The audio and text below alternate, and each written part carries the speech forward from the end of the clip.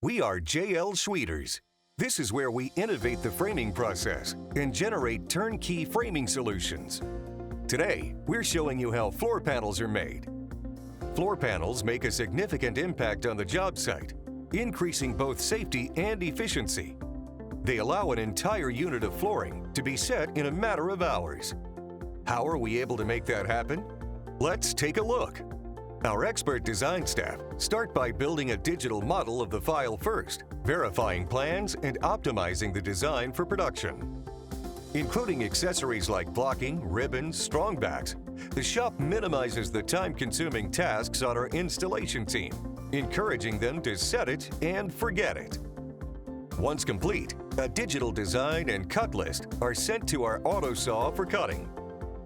Sheathing is cut on the upright saw, allowing for a perfectly squared edge. All cuts and accessories are gathered and brought to the build station.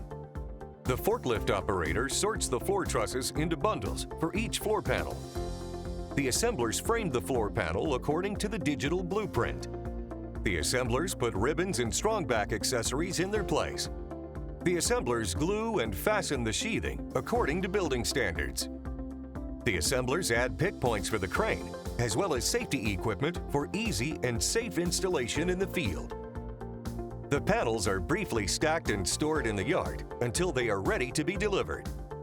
Once out in the field, the floor panels are set into place based on the blueprints provided by our designers. To find out more information about our floor panels or any of our components, visit our website